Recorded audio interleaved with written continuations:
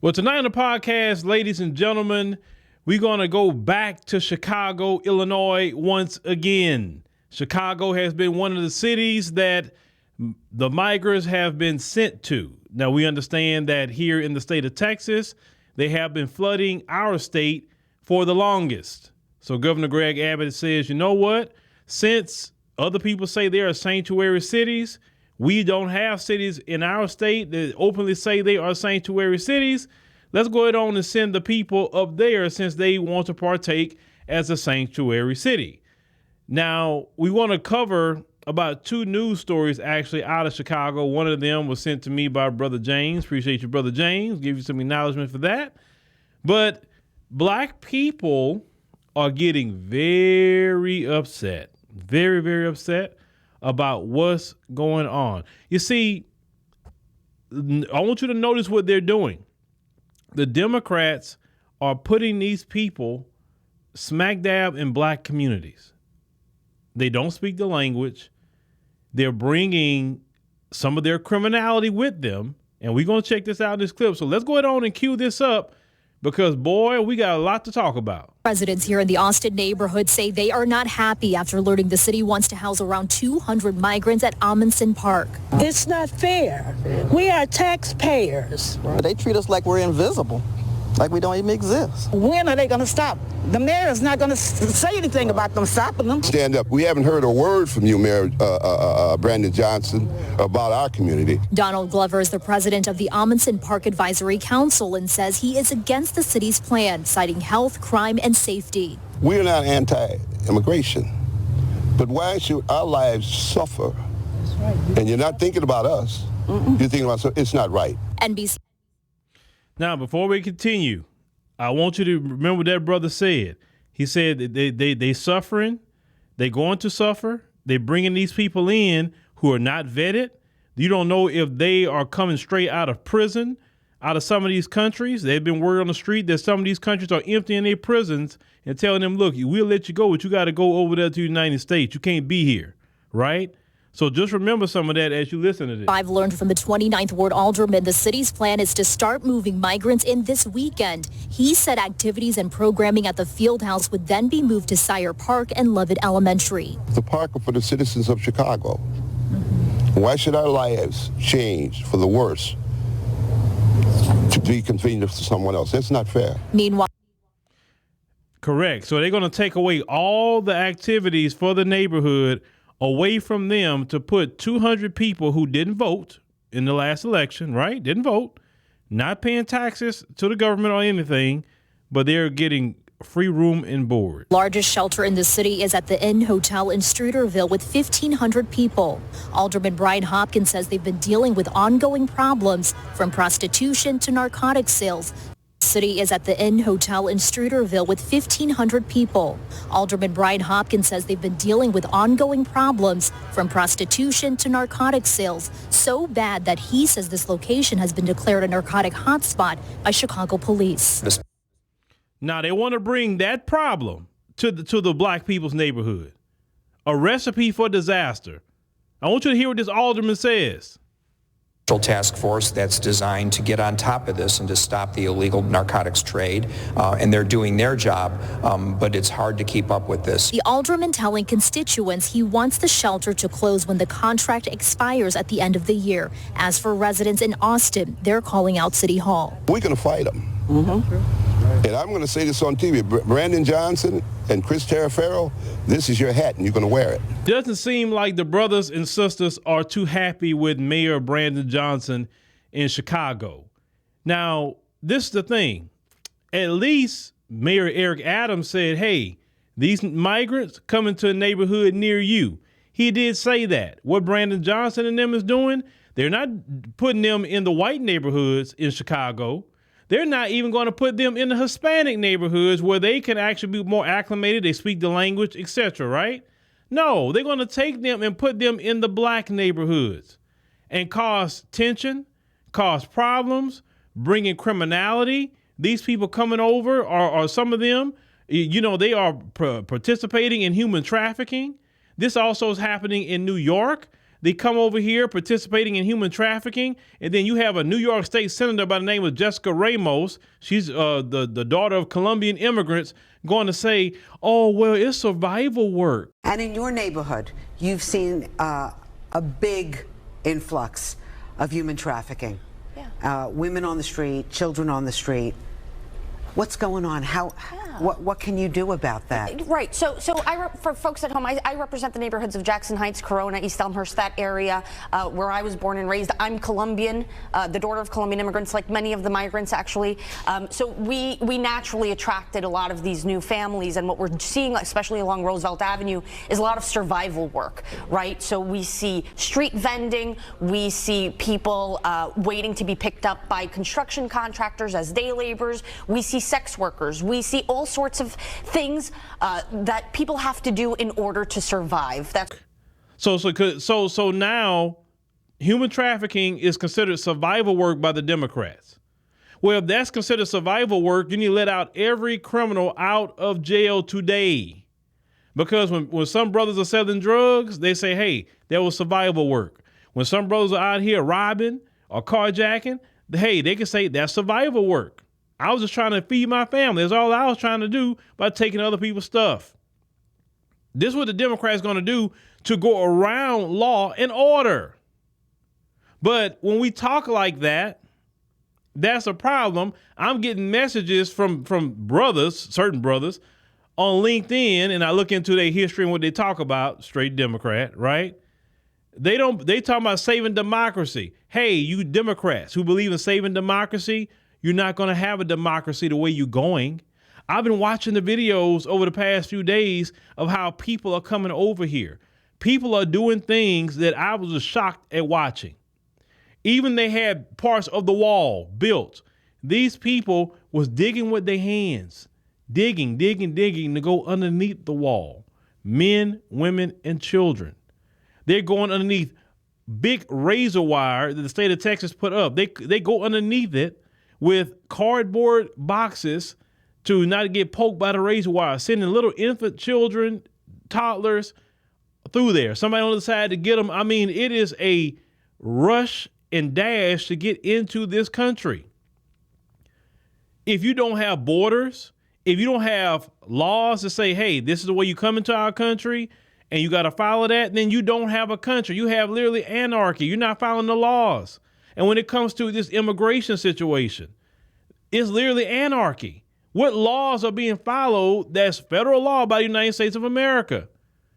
But when it comes to black people, oh, you have no problem making sure that we follow the law, or you got a jail cell waiting on us. You got fines waiting on us.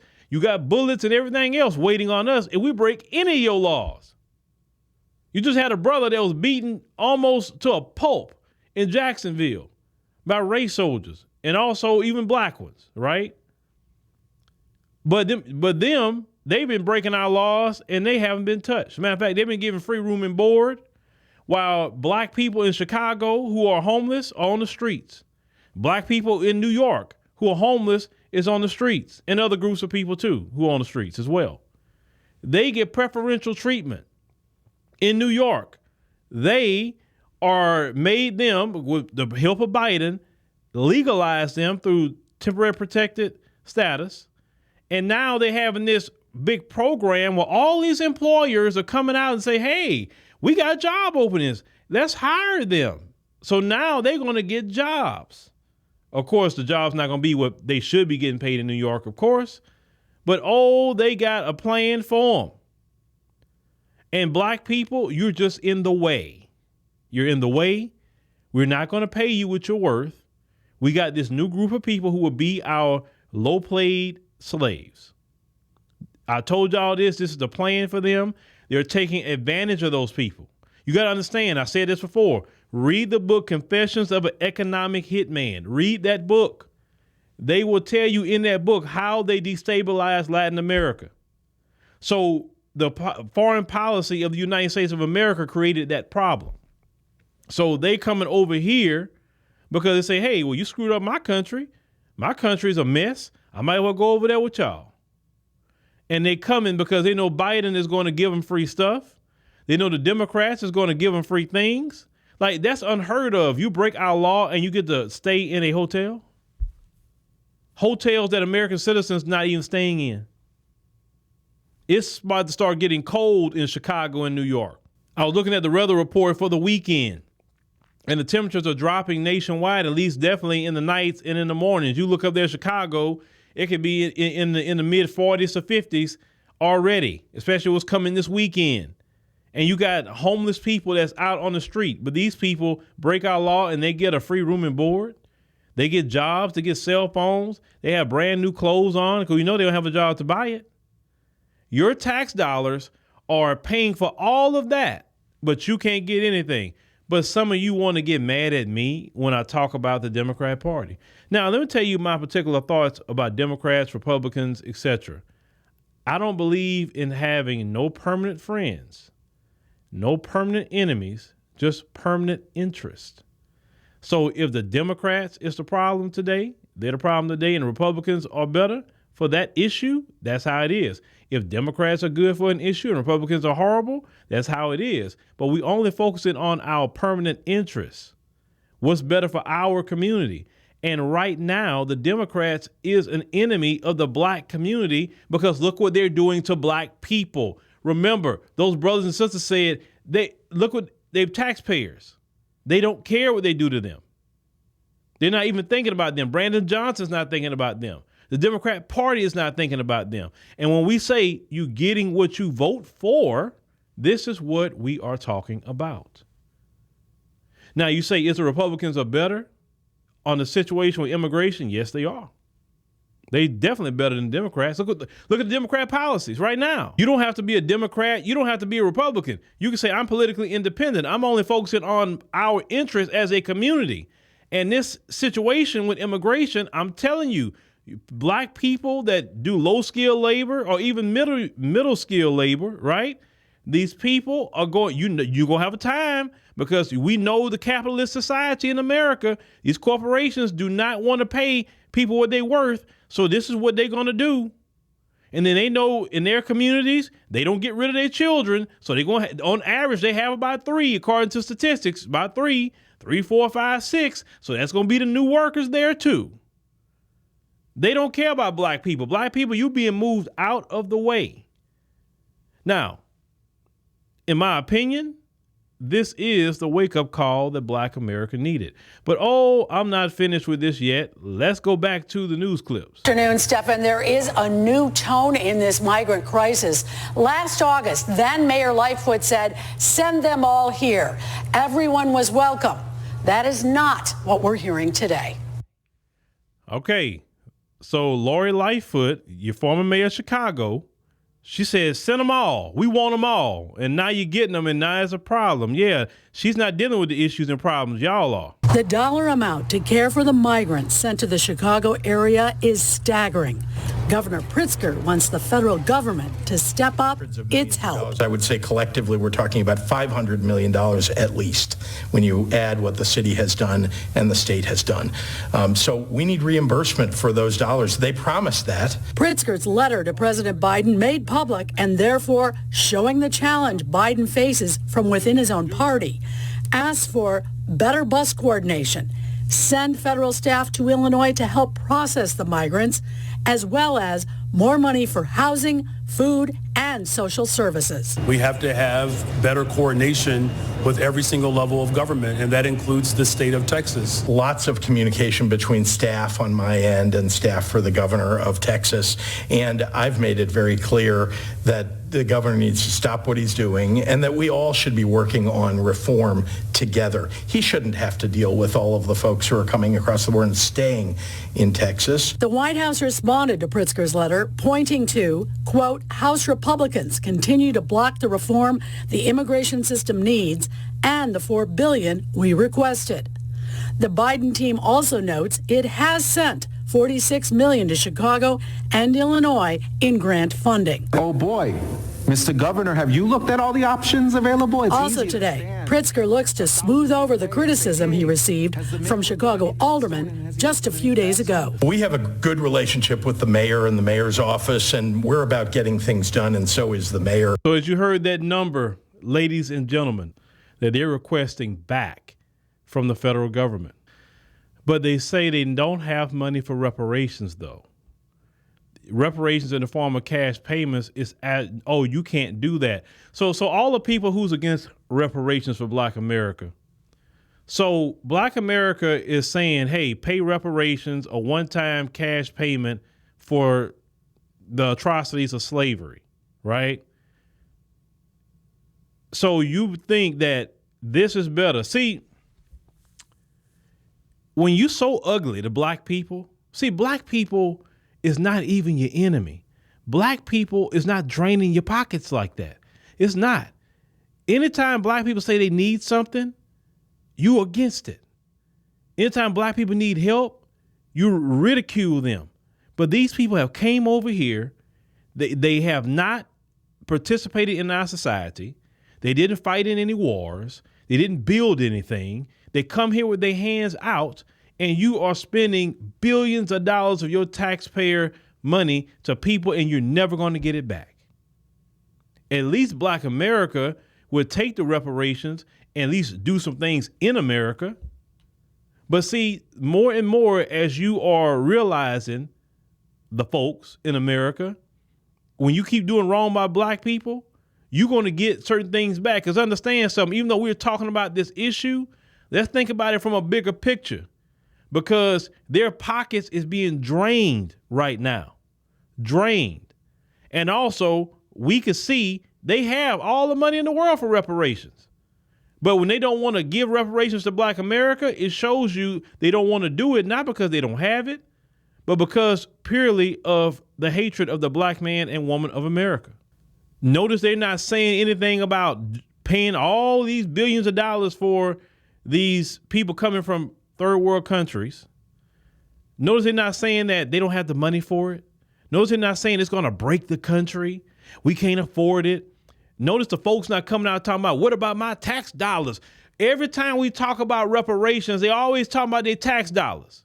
They talking about all financial experts. But not one have came out and talked about their tax dollars. Yes, they have complained on them coming in here. Yes. But where is the tax dollar conversation that y'all like to have, the folks, I know you're watching.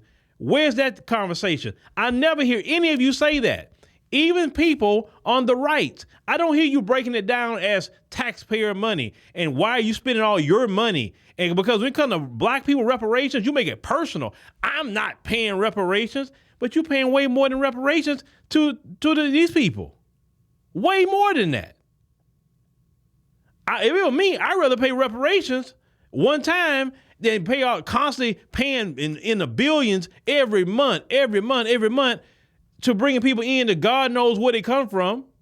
Don't know if they came out of prison. Don't know if they're human traffickers or participating in human trafficking. Let me tell you something. A lot of these countries these people come from, prostitution's legal. So that's why it's not an issue for them to get out there on the stroll. And then what the Democrats is going to do, they're going to allow them to do it.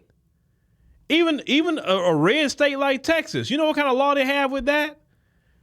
They got a law where now if you go get a woman, you pay for it, whatever, it's a felony for the man. But the women is not getting a felony like that, but the man is. What kind of crap is that? If you want to end human trafficking, right, both of them need to go for a felony, not just the man, because they feel that, oh, if we target the men, then we going to stop it. No, you take away the product. That's how you stop it. You get the product off the market. You make everybody scared to be coming out there because we going if we catch you strolling up and down the street like that, scantily clad, oh, we rolling down on you. Hey, what you doing out here? Well, why you walking like that in public? What's going on? You know, I mean, you ain't got nowhere to be. You just hanging out. That's easy for them to do. Public decency laws, nuisance laws, all kind of things they can do to stop that. So that they can miss me with that BS. So all the money that's going out, but there's no money for Black people. None. Black people, how dare you ask for something as Black people? But the Democrats, they want you to come and vote for them in 2024. I'm going to say this, like I said in the previous podcast. You go vote for them in 2024, and you will literally almost cease to exist economically. But earlier I said that what's happening also is a good thing for black people, even in the midst of all of this. Why do I say that? This situation is going to force black people to unify. And we need something like this to unify us together, because all those brothers and sisters in Chicago, what they're dealing with, New York, they're going to have to unify to help each other out. When these jobs get scarce and they can't get anything, we're going to have to work together and build our own economies where they cannot take our jobs away, because it is our businesses. We're going to have to circulate our dollars in our communities. See, as long as you're working for the folks, you are at risk and you are vulnerable for them to snatch you off the job and give it to somebody else. But when you create your own job and you're providing for yourself, nobody can take your job away from you. Our people historically understood this. This is why we had more businesses in the black community during segregation than even now, because we understood we couldn't go over there to where the white folks were at. We had to work with our people. And we're going to have to go back to that again. Are you going to wither on the vine? You either practice group economics and save the community, or you can still want to work with the folks, and you're going to suffer. You're going to suffer greatly. You're going to be homeless and everything else, because these people is going to do this to black folk, because they don't have no need for black folk. Let me tell you something. The white supremacists have no need for us no more. We are not their labor class. The only thing the white supremacists need from us is in the area of making you a prisoner to slave labor. They want us for, just the trends that we create, so they can make money off of it. Entertainment, they want us for that. Just different things they can make money off of us, but really we're not their focus as a labor force.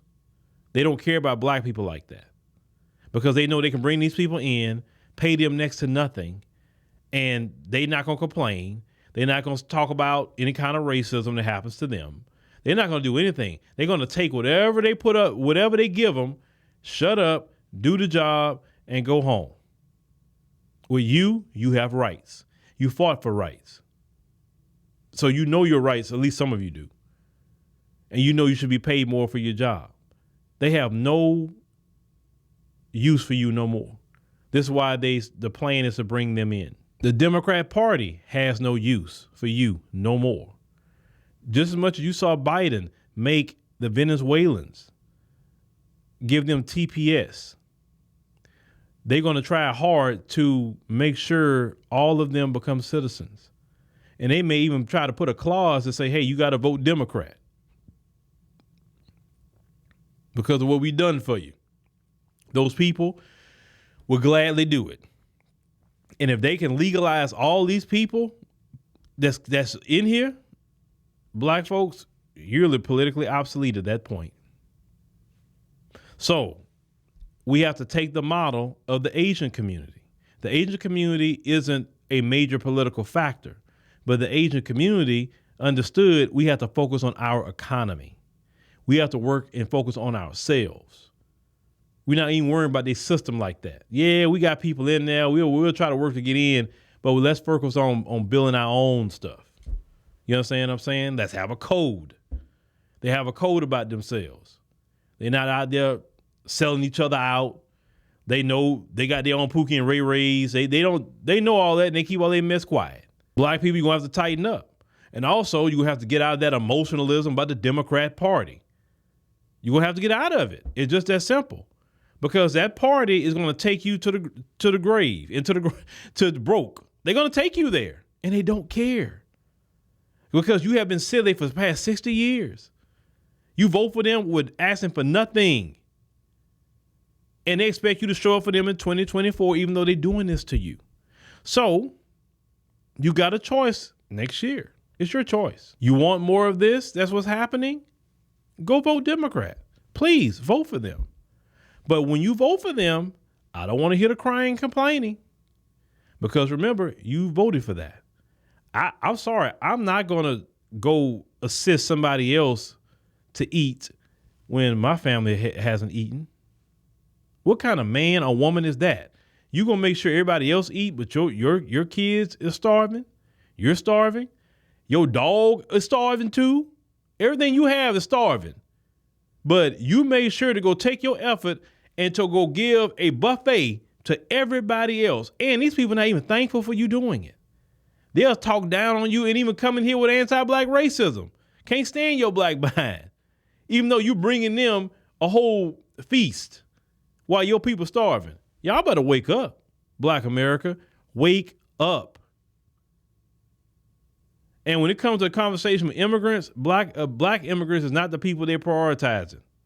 They bring a few black immigrants in, but show me the times they're going to just place a bunch of black immigrants. No, they don't do that. They don't take a bunch of Haitians. They don't take a bunch of people from Ghana, Nigeria, and put 200 Nigerians there. You notice they don't do that? They're always putting in everybody else that's not of our community in our community.